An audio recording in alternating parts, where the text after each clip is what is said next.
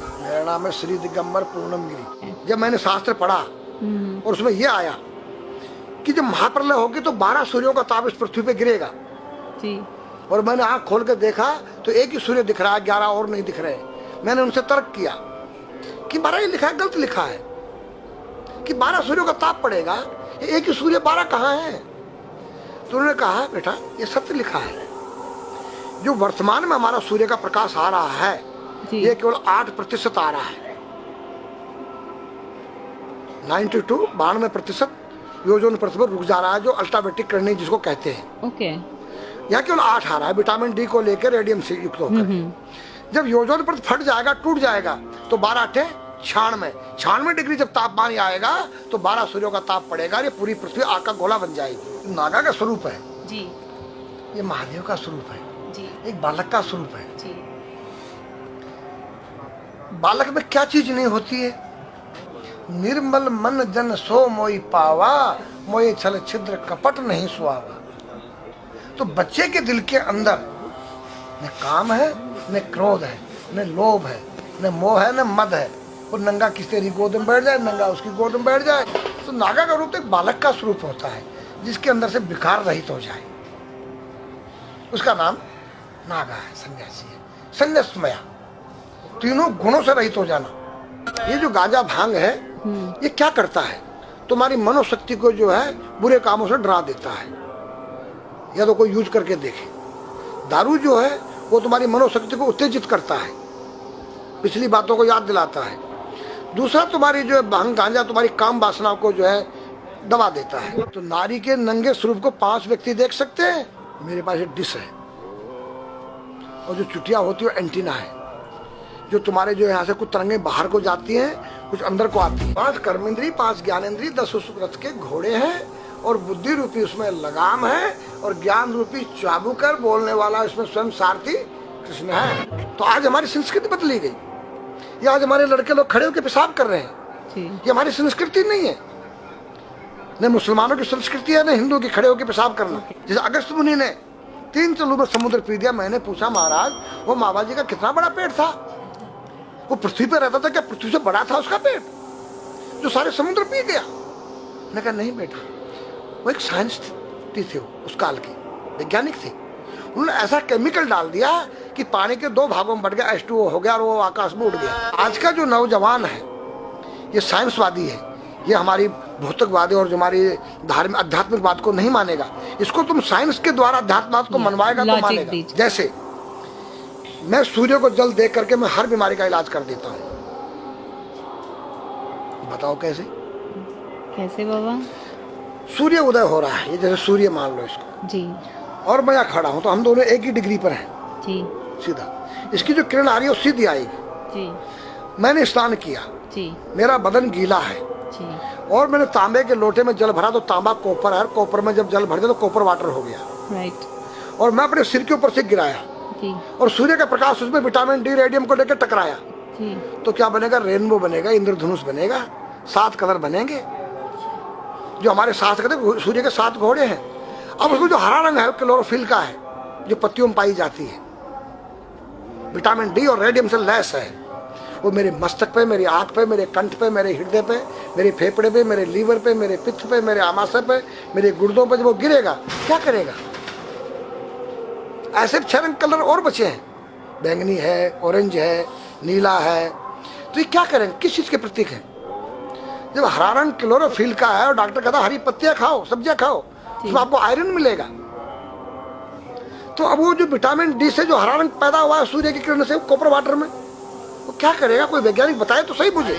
एक अमेरिका का चेला है, एक रूस का है, वो मेरे भक्त बने हुए हैं। हरिद्वार में क्या वो कोई जल दे रहा होगा सूर्य को, वो भी अपने ऐसे से फेंक रहा है, मैं बैठा देख रहा हूँ ये क्या कर रहा है।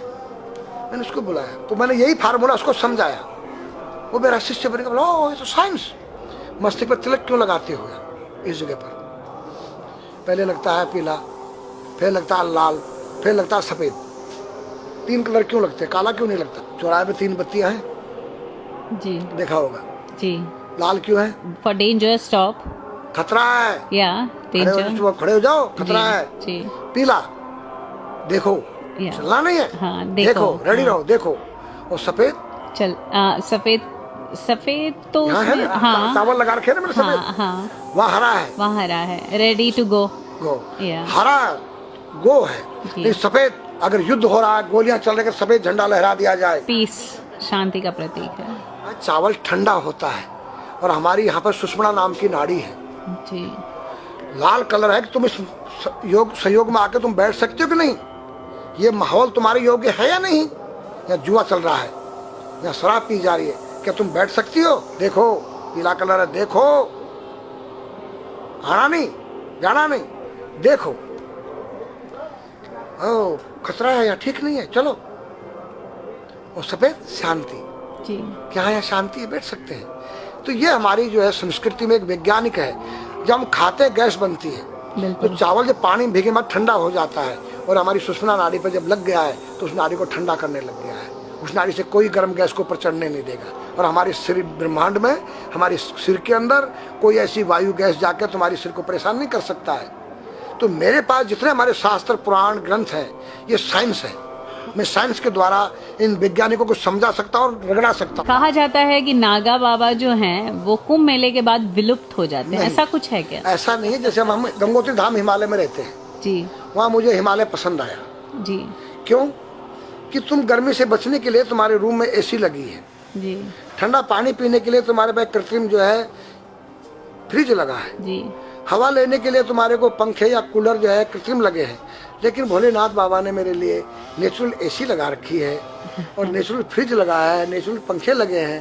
तो मैंने सब कुछ त्याग दिया, छाती में तो मैं कुछ लेके नहीं जा सकता हूँ, चाहे मेरे पास अरबों खरबों रुपया हो, जी खाऊंगा मैं उतना ही जितनी मेरी पेट के अंदर भूख है। पढ़ना लिखना ये तो सहज चातुरी, काम धैन मन बस करन गगन चढ़न मुश्किल।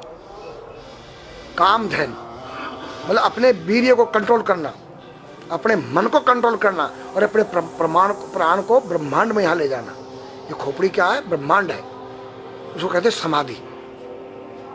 सारे शरीर के प्राणों इकट्ठा करके इस ब्रह्मांड में मस्तिष्क में ले जाके बैठ जाना, जिसको ब्रह्मरंध्र कहते हैं, उस गुफा के अंदर। ये तीन वस्तु मुश्किल है, बाकी सब आसान है। अपरिग्रह मतलब उतना रखो जितना तुम्हें आवश्यकता है, अधिक मत रखो।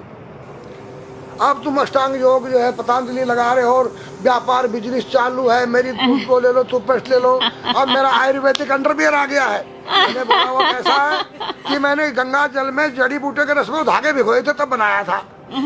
और मेरा दावा है कोई कितना योग कर ले कोई स्वस्थ नहीं रह सकता है, क्यों? खान पीन तुम्हारा केमिकल, वायु में तुम्हारा केमिकल, पानी में तुम्हारा केमिकल।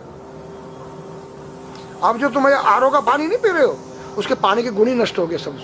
उत्तर को सिर करके सोना क्यों मना किया है साइंस ने? हमारे शास्त्र मना करते हैं।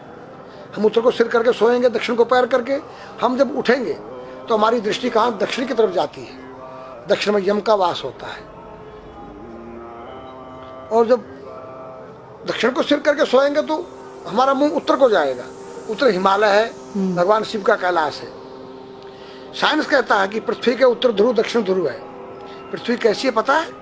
तेरा सिर, सेम तेरा चेहरा 23.5 डिग्री के अंश पर है। ये थोड़ी सी चुटिया नाप लेना अपनी प्रकार लेकर के, तुम भी नाप लेना, तुम भी नाप लेना, मैं भी नाप लूँ चाहे। ये थोड़ी सी चुटिया 90 पर नहीं है, ऐसे तिरछी झुकी हुई है।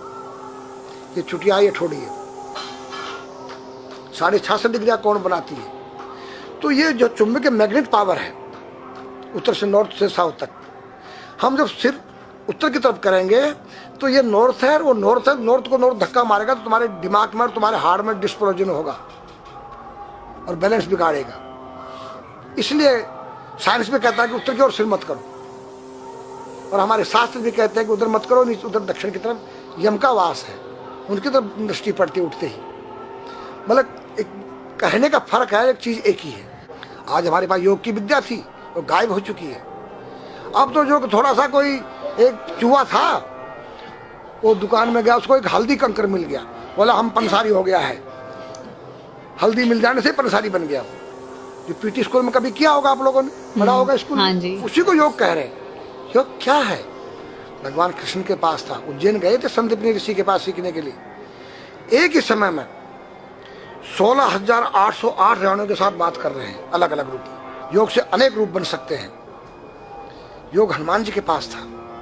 जब लंका में घुसे हैं तो मच्छर का रूप बनाया उन्होंने, मत्स्य के समान रूप धर कपि, मच्छर के समान। जब सीता के पास गए छोटे से बनकर, तो पूछा क्या तेरे जैसे ही है सब? कि हाँ। फिर तो श्रीलंका पे विजय पाना असंभव है।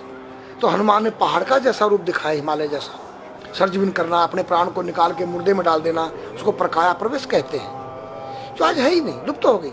जो जानता है किसी को बताता नहीं है। अगर उसका कोई शिष्य है उसको बताना चाहो, वो उसको जिज्ञासा नहीं उस शिष्य को सीखने के लिए।